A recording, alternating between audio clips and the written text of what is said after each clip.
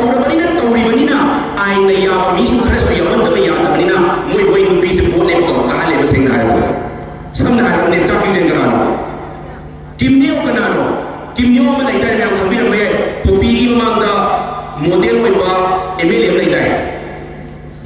अदु नुपी दुगी माय नुपा तो कनानो डेविड हंसिंग मा कनानो बर्निस ओरिजिन ने मासे सिगु मया से चंचरागा मणिपुर सिदा उजिक लैरगा मणि एमएलए मोय तरा सिगा पुलगा मणिपुर से थुगाइना बतौरपने बसिंग हायबा नातनी मखोइना कई हाय सेपरेट एडमिनिस्ट्रेशन कांगनबनी मणिपुर थुगाइनबनी हाइद्राने अखो मेलेना कई हाय अंतराबिरो कई हाइदे सेपरेट एडमिनिस्ट्रेशन पी में यारोय मणिपुर काई में यारोय सिगतने हाइसरिबा चुमिको कई अपामा होदुनी मणिपुर काई में इमाले बा काई में यारोय सिगन मणिपुर दगे सिगुकी नार्कोटिक्स अमसुंग इलीगल इमिग्रेंट्स मणिपुर दगे उसे कोई याम खन्ना सपोर्ट तौरिबा agreement and on the democracy on the constitution of the Indian Parliament cookie and the constitution of the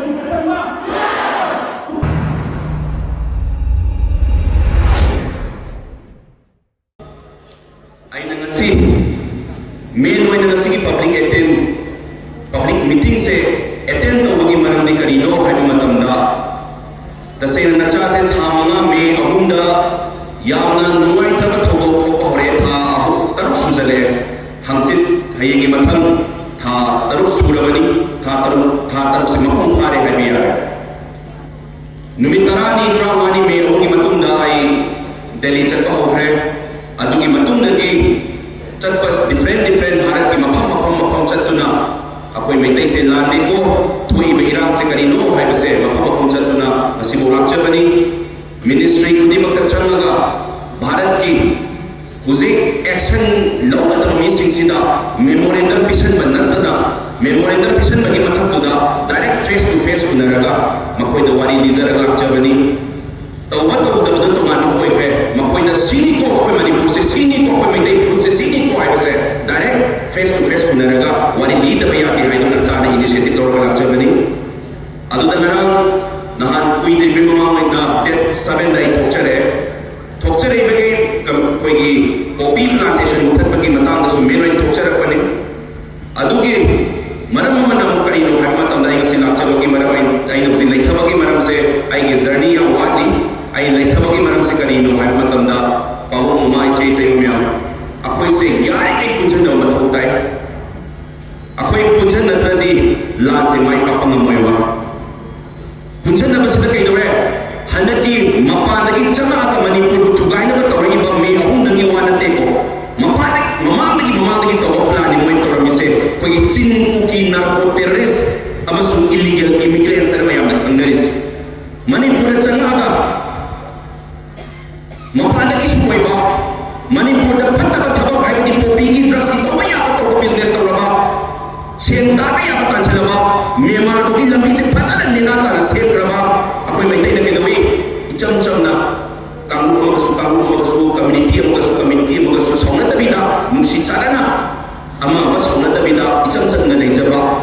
A गसिदी इमाइ bell ma'am से कहेन चदुरे आइ इचा के फी बदु कोनरनी कर हाइंग माइ तौसिगे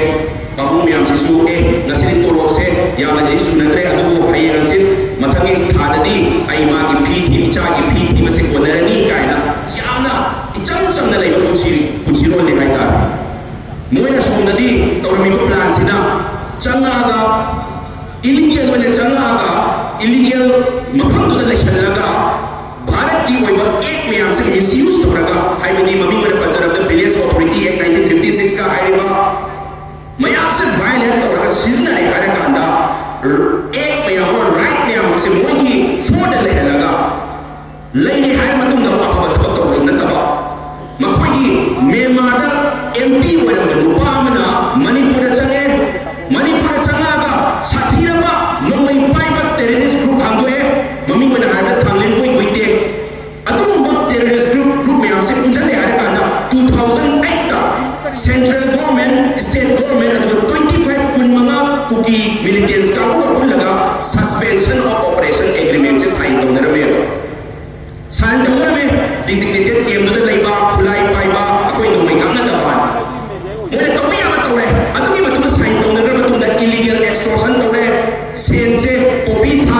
sen ta ya ba tan chan le lambi su se fe sa ai za ba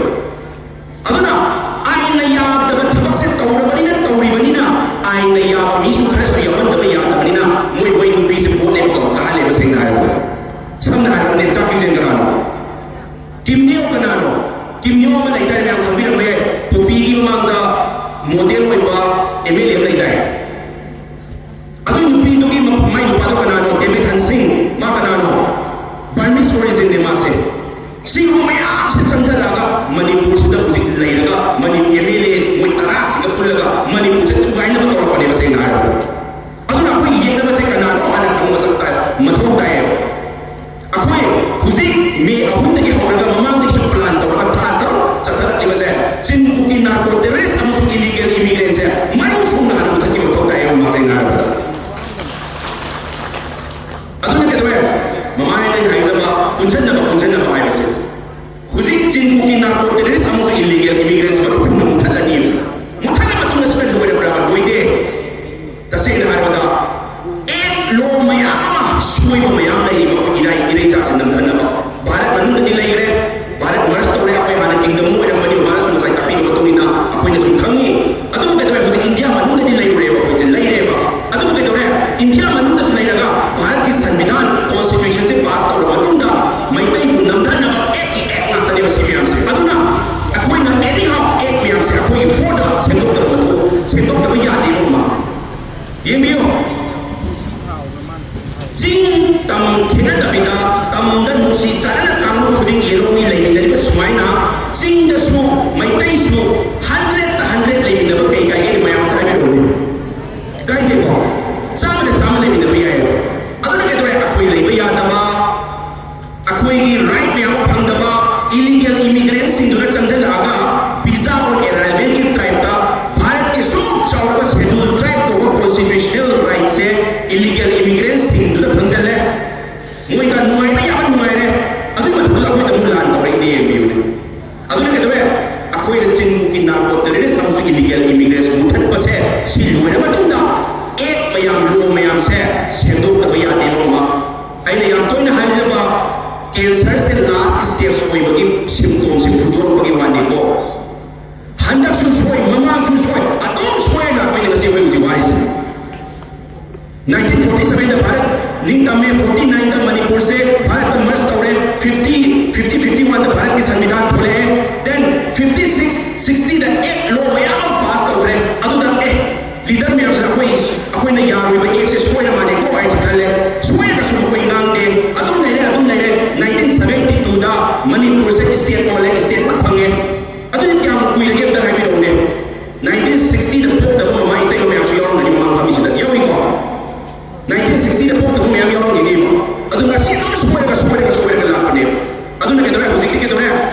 अकोई यूम से अकोई यूम ने high को तो ताई को मा इसागी पुरुष की मरम दा इसाना वा फजन अकोई एक से लो से राइट से बंद पे या देखो इसागी एक से की मतुमिना अकोई पुरुष से मांग या देखो हाई से नाम को को मत तारे मुझे नहीं सी नाम दा बिना अकोई मैतई ना इरे चाना पवन बगी नमक दा मसु साउदन नाम से कितन लेप से राइंगे अकोई की पाप से सुखरा आई को से उम्मा ना थोपा ना तनी मोहन कई हाय सेपरेट एडमिनिस्ट्रेशन कांगने बनी मणिपुर ठुगाई देवनी हाय द्राने अको मैंने कई हाय द्राने रो कई हाय दे सेपरेट एडमिनिस्ट्रेशन भी में यारोय मणिपुर काई में यारोय सिकंदरे हाय सरी बा चुमी को ए अपा बाबू दुनी मणिपुर काई में माने बा काई में यारोय सिकंद मकोने के दोई काटिंग में तक तक थरी जिंदगी काटिंग में तक तक थरी अको ये के दोई माई बेसिंग तुम बचा बा खंदर नसी लई में सब के 47 पाई रो पाई दे इमाले बा सो पे आते अथवा थु सिंग सो पे आते ना सिंग तुम बचा बा खंदर ले बिली बले बा ना थो सब ना अदुना अकोई सो अकोई के अपा मसे अकोई इरे सा सो पे आते है मसे सिखर लाओ हो से अकोई सो अकोई सी पोचे ऐसे लागदी अकोई इरे चा मत पे आई को है मसे कोई हाय हो से नत्र बमा खुशी हायो द्रमा अकोई मैं पे इरे चा इप्रूव से 6 to 8% लेबा या बगी मतलब तो है सुम हाय द ले रगदी इचा लुपी सुम फमी आई इचा लुपी सही मगा सुदोरे हाय तुम की दा इचा इसु मतलब ना 6 to 8%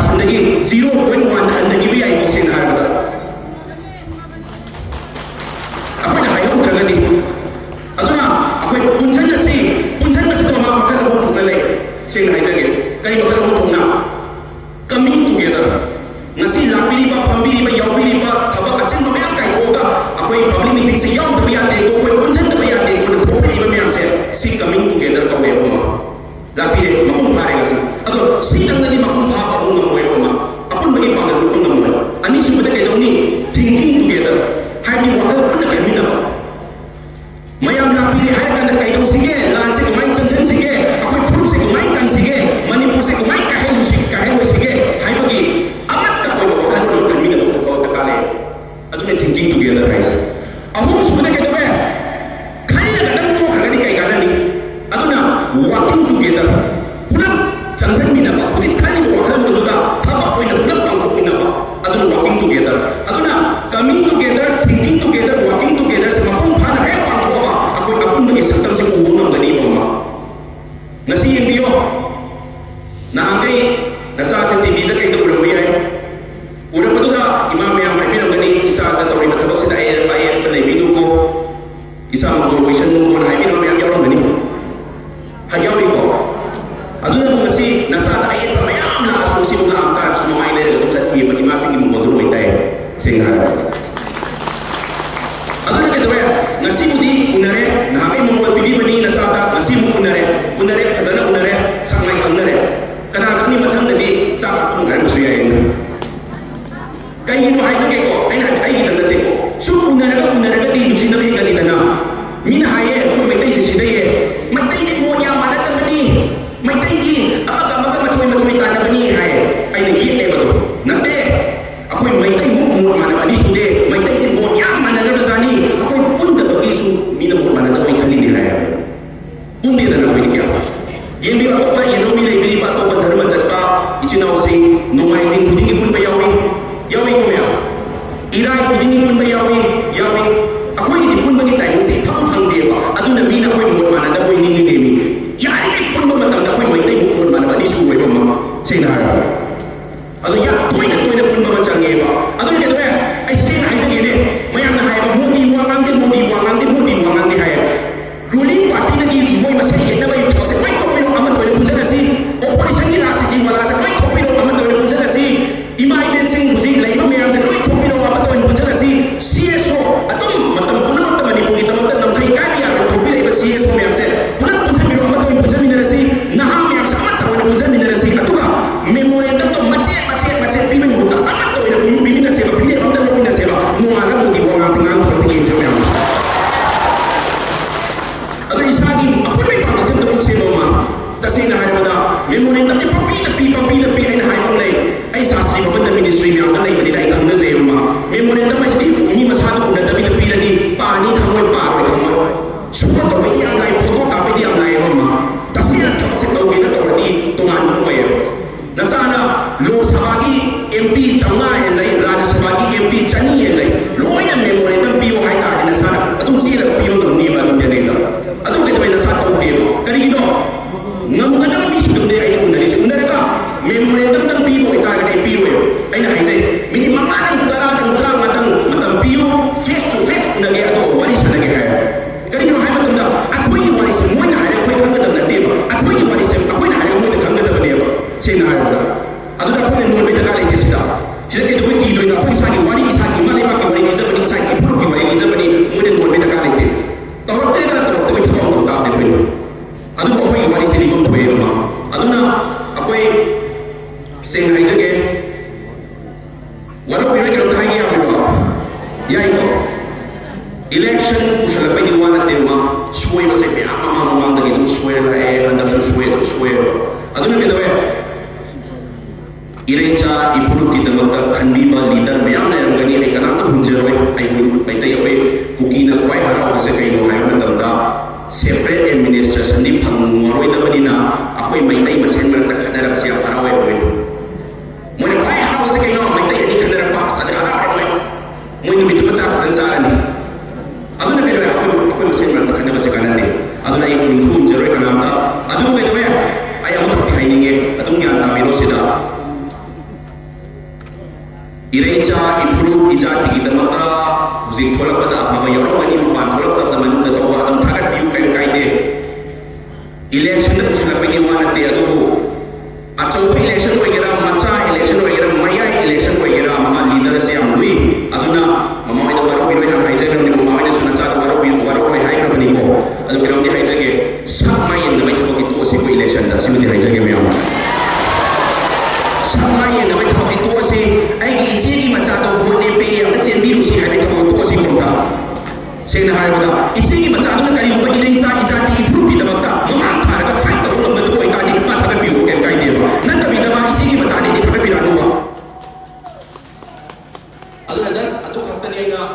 ꯍꯥꯏꯖꯒꯗꯕ ꯑꯗꯨꯅ ꯈ꯭ꯋꯥꯏ ꯐꯥꯔꯁꯇ ꯑꯩꯈꯣꯏꯁꯦ ꯀꯃꯤꯡ ꯇꯨꯒꯦꯗꯔ ꯃꯥꯏ ꯄꯥꯛꯄ ꯑꯃ ꯆꯪꯉꯦ ꯉꯔꯥꯡ ꯌꯥꯝ ꯅꯨꯡꯉꯥꯏꯇꯕꯅꯦ ꯈꯛꯇ ꯍꯥꯏꯖꯒꯦ ꯑꯩꯈꯣꯏꯒꯤ government central government of state government ꯑꯅꯤꯁꯦ ꯄꯨꯜꯂꯒꯅꯤ ꯍꯧꯖꯤꯛ ꯂꯩꯔꯤꯁꯦ मोरेसे डिस्टर्ब एरियाज के लोई खंगबनी को मैं टेक्नोबल डिस्ट्रिक्ट की मोरेसे ममांगा ममाई कुछ रिमाइंड हो सके वो माई पुटी की पाव का भी नंबरी रिमाइंड हो सके मोरेगा पुलिस ऑफिसर पुलिस कमांडो थोड़ा को मतंदा कुकी की कांगू न थोड़ा आगा मकोई को नोमी न का पका हिदा नहीं थोड़ा को मतंदा पुलिस तुमने हिदा नहीं जब थोड़ा को मतंदा मकोई को नोमी न का पका हाथ के तो बगी बनी तभी बनी तारे को अदुना ताप डिस्टर्ब एरियाज से खंगे को नंबर 2 दा नराना हंद पुलिस फोर्स थजन लगा मोरे दा चंग बदर पदा कुकी मिलिटेंट्स को सपोर्ट कर वनुपी में आमदुना चंग यावे हायरगा मको ना को बड़ी सुमी मनी अदु सुइसा की इरम दमसिदा ताबिले को अदुना सी को वारी नहीं को मैं आपसे सी नकापी डिस्टर्ब एरियाज ती यामना कोई सा की लमदम सिदा डिस्टर्ब एरिया नि सी जगह सिम खरा के नहीं जंदबे यारा रोय सी जगह सिम पैरामिलिट्री फोर्सेस खरा के थजन दबे यारा रोय है से सिक्योरिटी एडवाइजर सु खंग मनी गवर्नमेंट सु खंग बने बस अदु की जगह तुना लान कपले मसुनत दबदा ऑफिसर नहा ओरबे तामय सु खंग अनन एसडीपीओ अनन सिना ड्यूटी नॉर्मल ड्यूटी तौरी गाइदुदा कुकी दुना सोफिस्टिकेटेड वेपन दगी मा को हाथ पाए बसे it is the sign of the complete failure of the government have said IBI. It is a complete sign of the failure of the security. I cannot tell you again now. Yang angkat mana sih kau yang semua orang tu PBI just I nak angkat dan macam mana tu masih di public meeting ni. Sih kita tak hay lagi. Yang tu tu mai discuss tahu lagi.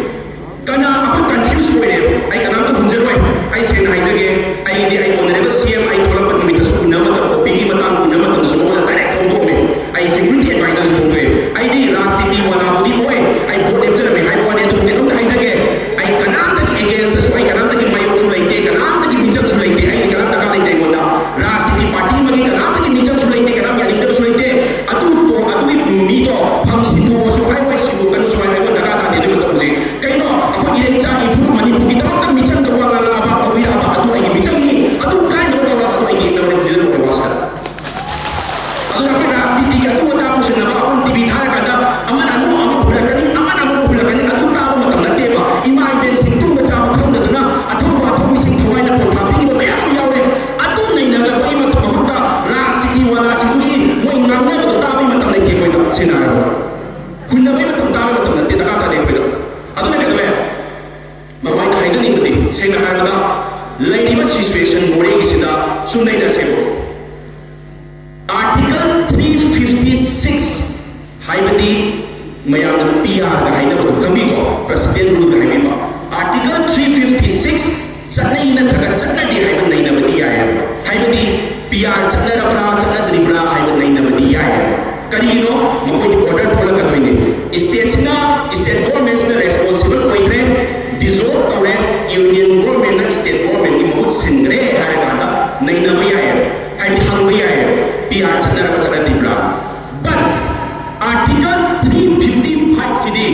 sanai rapra dribra hang badi ya deba ma. Sikhambi o ma ina. Karino Article 355 haibadi actually it is the duty of the union government to protect the state from the external aggression and the internal disturbances haibadi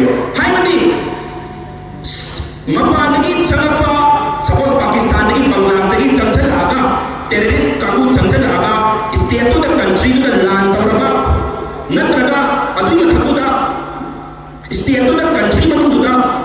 yamna numaitaba thobok mayam thobok oiragadi union government ni mathoneba kay hambai daga lete mui the protect tawragadabas adu katawe article 355 chana de hambai daga lete maram ni karigino amin chana parliament da lathokre phajana external aggression yawi Myanmar ki chana ko mi yawe se lathokre problem ya ure ko